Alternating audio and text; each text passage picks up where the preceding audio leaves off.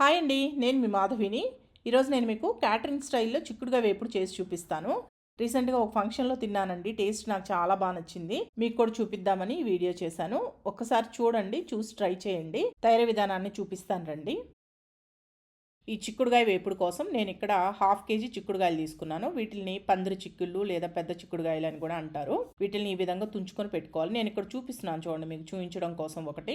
ఇలా రెండు వైపులా నారని తీసేసి ముక్కలుగా తుంచుకొని పెట్టుకోండి. లోపల ఒక్కొక్కసారి మనకు పురుగులు ఉంటాయి, అందుకని జాగ్రత్తగా చూసుకొని తుంచుకోండి. చిక్కుడుగాయల్ని ఫస్ట్ నీట్గా కడిగి తర్వాత ఈ విధంగా తుంచుకొని పెట్టుకోవాలి. అన్ని చిక్కుడుగాయల్ని ఇలా తుంచుకొని ఒక బౌల్లో వేసి పక్కన పెట్టేసుకోండి.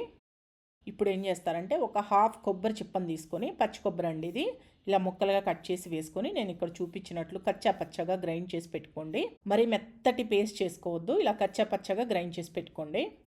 ఇప్పుడు బాండిల్లో కొద్దిగా ఆయిల్ పోసుకొని ఈ ఆయిల్ కాగిన తర్వాత మనం ముందుగా తుంచి పెట్టుకున్న ఈ చిక్కుడుగాయ ముక్కల్ని ఇలా ఒక 2 సార్లుగా వేసి వేయిస్తున్నానండి. క్యాటరింగ్ వాళ్ళు మరి ఎక్కువ క్వాంటిటీలో చేస్తారు కాబట్టి ఒకటేసారి ఆయిల్లో పోసి వేయించేస్తారు. మనం ఇంట్లో చేసుకుంటున్నాం కాబట్టి కొద్దిగా ఆయిల్తో ఒక 2-3 సార్లు వేయించుకోండి, సరిపోతుంది.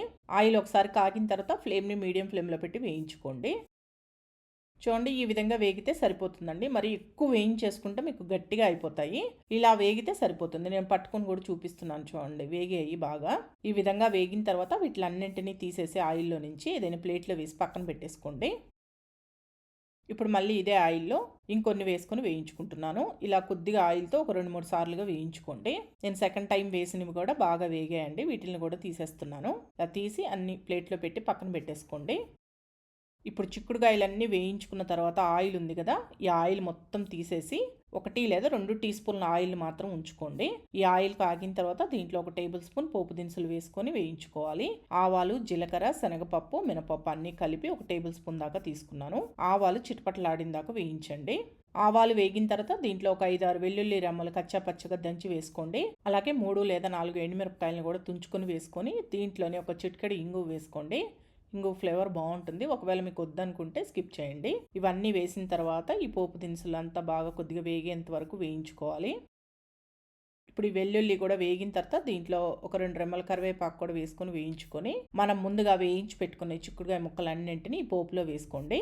ఈ చిక్కుడుకాయ ముక్కలు వేసిన తర్వాత దీంట్లోనే 1/2 టీ స్పూన్ పసుపు, 1 టీ స్పూన్ ఉప్పు వేస్తున్నాను. మీరు రుచికి సరిపడా చూసుకొని వేసుకోండి. దీంట్లోనే ఒక 2 టీ స్పూన్ల కారం కూడా వేస్తున్నాను. మీరు కొద్దిగా బాగా కారంగా కావాలి వేపుడు అనుకుంటే కారం కొద్దిగా ఎక్కువ వేసుకోండి. లేదు నార్మల్గా తినే వాళ్ళైతే నేను వేసుకున్నంత వేసుకుంటే సరిపోతుంది. ఈ కారము, ఉప్పు అన్నీ వేసిన తర్వాత ఫ్లేమ్ని లో టు మీడియంలో పెట్టి ఒకసారి అన్నీ బాగా కలిసేటట్టు కలుపుకోండి.